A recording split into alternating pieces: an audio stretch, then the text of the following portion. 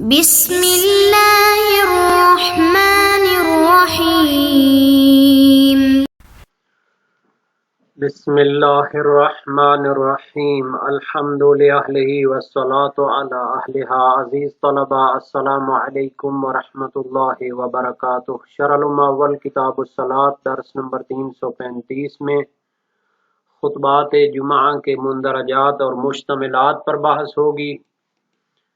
بقیہ واجب اور مستحب نمازوں کو بیان کیا جا رہا ہے اور خطبات جمعہ کے مندرجات کا تذکرہ ہوگا۔ درود پاک اور وعظ و نصیحت کا وجوب اس میں بیان ہوگا۔ وعظ و نصیحت کے الفاظ کا مسئلہ بھی اٹھایا جائے گا۔ مختصر سورت کا پڑھنے کا حکم بھی ذکر ہوگا اور متعلقہ روایات اور احادیث بھی بیان ہوں گی۔ سب سے پہلے ترتیب کے مطابق عبارت کو دیکھتے ہیں۔ فرمایا والصلاۃ علی النبی وآلہ بلفظ الصلاۃ ایضا ویقرنها بما شاء من النسب والوعظ من الوصیۃ بتقوی اللہ والحث علی الطاعۃ والتحذیر من المعصیۃ والاغترار بالدنیا وما شاکل ذلک۔ والصلاۃ کیوں پڑھا ہے؟ چونکہ یہ عطف ہے۔ اس سے پہلے جو الثناء کا لفظ تھا اور الحمد حمد اللہ کا لفظ تھا، المشتملتین علی حمد اللہ والثناء والصلاۃ، یعنی نماز جمعہ سے پہلے دو خطبے ہونے چاہیے جو مشتمل حمد الہی پر، ثناء الہی پر، اور نبی اکرم اور آپ کی آل پر درود شریف پر بھی وہ مشتمل ہونے چاہیے۔ یعنی خطبات جمعہ میں نبی اکرم اور آل محمد پر درود بھیجنا واجب ہے۔ بلفظ الصلاۃ ایضا، اس کا بھی لفظ کیا ہے صلاۃ، صلی اللہ علیہ وآلہ، اللہم صلی علی محمد وآلہ۔ اس طرح جو ہے نا جو درود شریف بھیجنے کا طریقہ ہے اس طرح درود شریف بھیجے گا، واجب ہے۔ وَيَقْرِنُهَا بِمَا شَاءَ مِنَ النَّسَبِ، اور درود کے ساتھ ملائے گا جتنا بھی اس کی نسب پاک اور ان کی جو صفات ہیں اور ان کے جو فضائل مناقب ہیں اوصاف ہیں ان کو بھی جتنا چاہے اس درود کے ساتھ ملا دے۔ والوعظ، اور اس خطبات کو مشتمل ہونا چاہیے وعظ و نصیحت پر، من الوصیۃ بتقوی اللہ، تقوی الہی کی وصیت کرے، والحث علی الطاعۃ، اور اللہ تعالیٰ کی اطاعت اور بندگی کی تاکید کرے۔ حث یا حثو کا معنی ہوتا ہے ابھارنا، یعنی ان کو انگیزہ دلائے کہ اے بندگان خدا اللہ کا تقوی اختیار کرو، اس مختصر زندگی میں اپنی آخرت کو سنوارو، اور اللہ کی بندگی کے لیے ان کو انگیزہ دلائے۔ والتحذیر من المعصیت، اور انہیں معصیت اور نافرمانی الہی سے ڈرائے۔ حذر یحذر کا مطلب ہوتا ہے ڈرانا۔ والاغترار بالدنیا، اور دنیا سے دھوکہ کھانے سے ڈرائے۔ یہ دنیا کیسی ہے جناب جس میں پوری قومیں تباہ ہو گئی ہیں اور دھوکہ کھا کے دنیا سے اپنی آخرت کو برباد کر دیا ہے۔ ایک حدیث ہے کافی شریف کے شروع میں کتاب العقل کے اندر، ایک بڑی اچھی جو ہے تشبیہ ہے کہ یہ دنیا ایک سمندر کی مانند ہے، اس میں بڑے بڑے لوگ غرق ہو گئے ہیں۔ اگر ان کو تصویر کشی کی جائے تو انسان ایک مرتبہ حیران اور پریشان ہو جائے گا۔ وما شاکل ذالک، اس کے مشابہ موضوعات جو انسان کو خواب غفلت سے جگانے کے لیے ہوتے ہیں۔ اللہ تعالیٰ نے بار بار قرآن کریم میں انسان کو جگانے کے لیے مختلف پیرائے میں اسے اپنی نشانیاں دکھائی ہیں، سابقہ انبیاء اور قوموں کے قصے بتائے ہیں، اور ان کے عروج و زوال، نشیب و فراز کی داستانیں سبق لینے کے لیے بیان کی ہیں، تو ان کی طرف اشارہ ہونا چاہیے۔ وَلَا يَتَعَيَّنُ لَهُ لَفْظٌ، وعظ و نصیحت کے لیے تقوی کی اور تاکید اطاعت کے لیے کوئی لفظ معین نہیں ہے کہ فلاں الفاظ میں خطبہ دے اور فلاں الفاظ کو استعمال نہ کرے۔ یعنی کہنا یہ چاہتے ہیں کہ ائمہ معصومین سے جو منقول خطبات ہیں وہ معین نہیں ہیں، بلکہ جو بھی مناسب لفظ ہو جس سے انسان اپنے مخاطبین اور شرکائے جمعہ کو خواب غفلت سے جگائے اور ان کو اچھے مطالب کی طرف دعوت دے اور برے کاموں سے ان کو بچنے کی تاکید کرے تو یہ کافی ہے۔ یجزی مسمہ ہو، لفظ تو اس کا ویسے ہی معین نہیں ہے، یجزی مسمہ ہو، اتنا وعظ و نصیحت کافی ہے کہ نام صدقائے کہ جناب مولانا صاحب اور خطیب جمعہ نے وعظ و نصیحت بھی فرمائی ہے، جس طرح حمد و ثنا اور درود پاک میں جو ہے اتنا ہونا چاہیے کہ لوگ کہیں کہ خطبے میں یہ چیزیں بیان کی گئیں، اسی طرح وعظ و نصیحت کے لیے بھی زیادہ یا کم مقدار معین نہیں بلکہ اتنا ہو کہ نام صادق آئے کہ جناب خطیب نے ہمیں متوجہ کیا ہے اس موضوع کی طرف بھی۔ فَيَكْفِي أَطِيعُوا اللَّهَ، پس کافی ہے اگر یہ لفظ اپنی طاقت اور آب و تاب کے ساتھ بیان کرے کہ اطاعت الہی اختیار کرو، اپنے خالق و مالک کی اطاعت کے لیے وادار کرے تو کافی ہے۔ اتقوا اللہ، اگر اس لفظ کو بھی وہ پہنچا دے کہ تقوی الہی اختیار کرو، وَنَحْوُهُ، اور اسی طرح اور بھی جو مشابہ الفاظ ہوتے ہیں یہ کافی ہیں۔ وَيُحْتَمَلُ وُجُوبُ الْحَثِّ عَلَى الطَّاعَةِ وَالزَّجْرِ عَلَى الْمَعْصِيَةِ لِلتَّأَسِّي، اور احتمال ہے کہ واجب ہو اطاعت پر ابھارنا اور معصیت سے زجر کرنا، منع کرنا، سرزنش کرنا، جھنجھوڑنا، للتأسی، چونکہ اہل بیت کی طرف سے جو خطبات منقول ہیں ان میں ان کو بیان کیا گیا ہے تو اس کے وجوب کا احتمال موجود ہے۔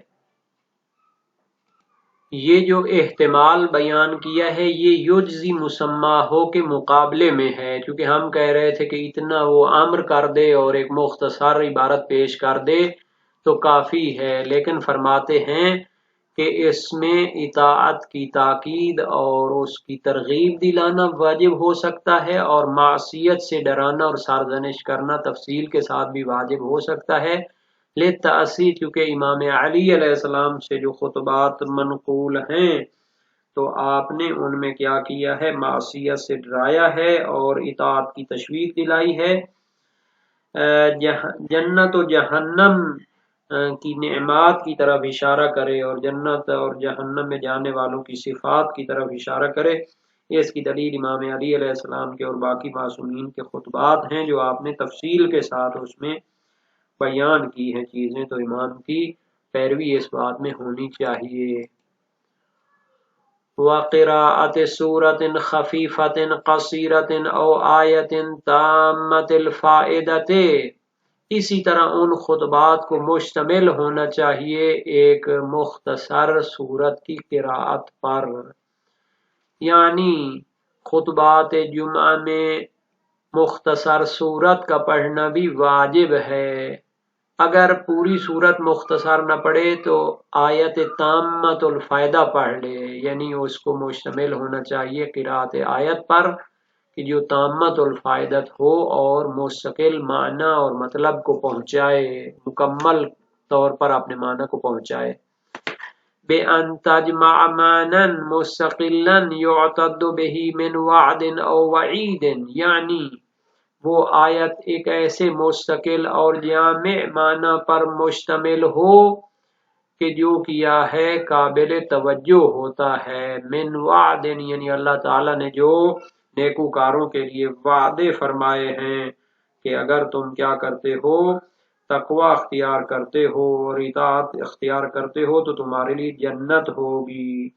جیسے آیت ہے ان الذین آمنوا وعملوا الصالحات کانت لہم جنات الفردوس نزلا، اس میں وعدہ بیان کیا گیا ہے کہ جو لوگ ایمان اور عمل صالح لائیں گے تو ان کے لیے جنت الفردوس کی مہمانی کی جائے گی۔ یا پھر وعید، وعدہ یعنی جنت کا ہوتا ہے اور نعمات کا ہوتا ہے وعید۔ وعید یعنی جہنم کے عذاب سے ڈرانا۔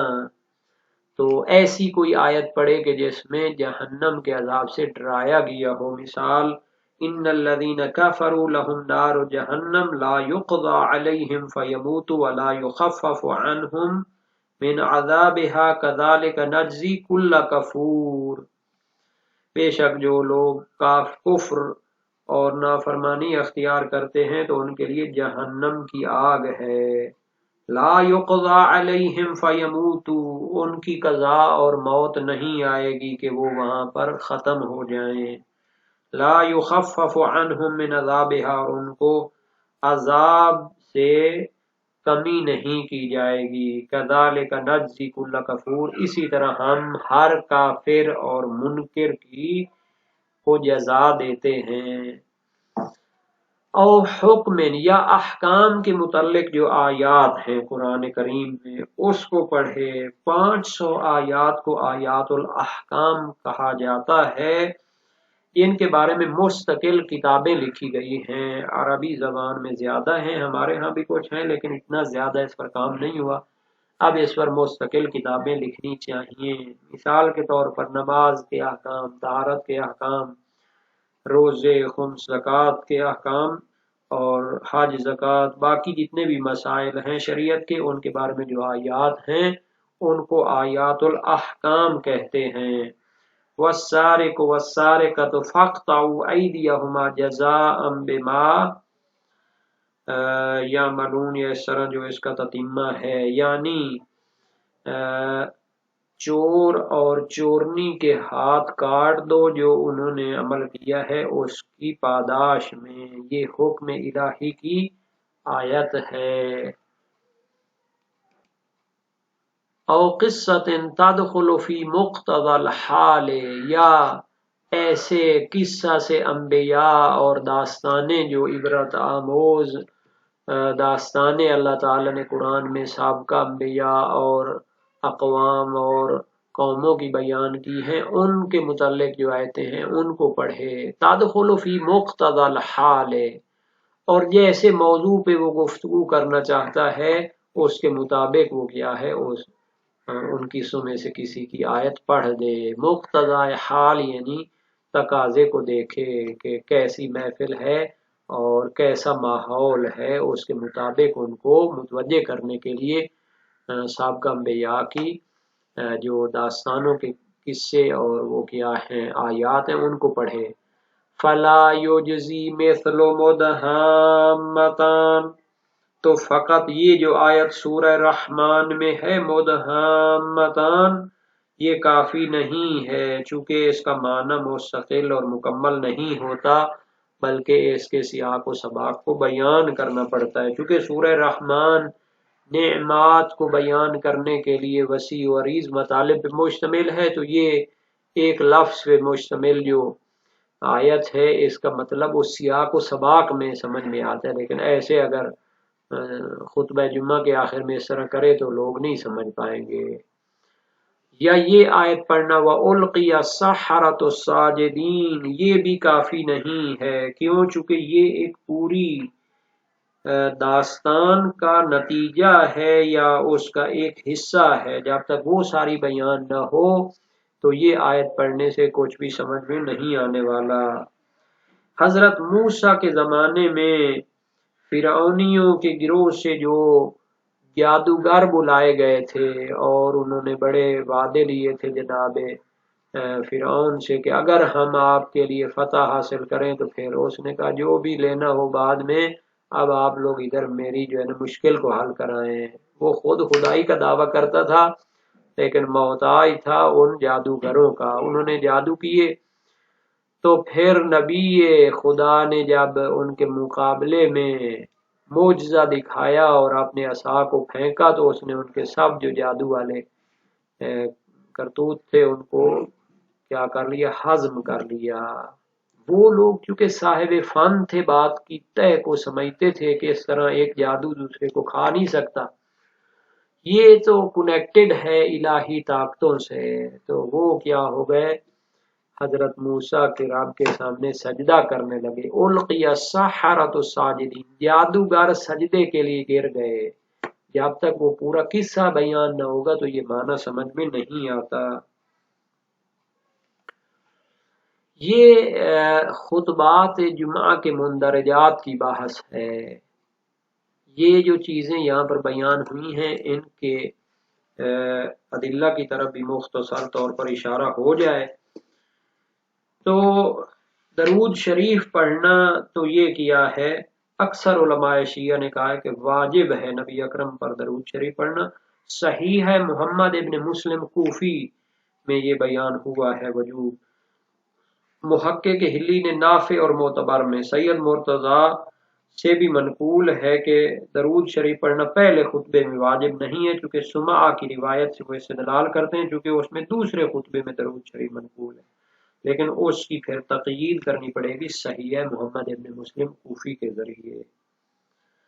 اور نبی اکرم کے جو مثلا کمالات اور فضائل مناقب ہیں ان کو بھی بیان کریں۔ مصباح متحجد شیخ توسی میں جابر کے واسطے سے امام باقر علیہ السلام سے روایت ہے، امام علی علیہ السلام نے جو خطبہ جمعہ ارشاد فرمایا، حمد کے بعد فرمایا وَأَشْهَدُ أَنَّ مُحَمَّدًا عَبْدُهُ وَرَسُولُهُ قَفَّ بِهِ الْمُرْسَلِينَ وَخَاتَمَ بِهِ النَّبِيِّينَ وَبَعَثَهُ رَحْمَةً لِلْعَالَمِينَ صلی اللہ علیہ وعلى آلہ اجمعین وقد اوجب الصلاة علیہ واکرم مثواه لدیہ واجمل احسانہ الیہ اوصیکم عباد اللہ بتقوى اللہ۔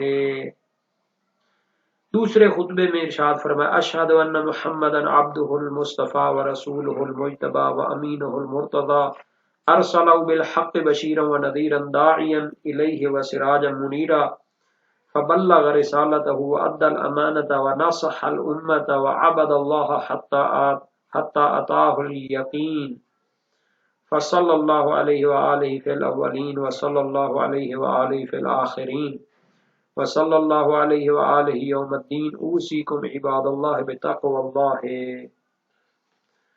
اور وعظ و نصیحت کے بارے میں جو ہے اس کو بھی واجب قرار دیا۔ اکثر علماء نے خطبتین میں، دونوں خطبوں میں اس کو واجب قرار دیا ہے، صحیح محمد ابن مسلم کوفی سقفی کی وجہ سے۔ نافع اور معتبر محقق ہلی کی اس سے منقول ہے دوسرے خطبے میں وعظ و نصیحت کرنا واجب نہیں ہے، موثق ہے سماع کی وجہ سے، لیکن اس کی پھر تقیید کرنا ضروری ہے صحیح ابن مسلم کی وجہ سے۔ اور جو امیر المومنین سے خطبات بیان میں، دونوں خطبوں میں پھر آپ نے وعظ و نصیحت فرمائی ہے۔ اور مدارک میں کہا کہ خطبہ عرفاً ہوتا ہی نہیں ہے مگر جب اس میں حمد و درود اور وعظ و نصیحت ہو، یہ بات ان کی کافی بہت اچھی ہے۔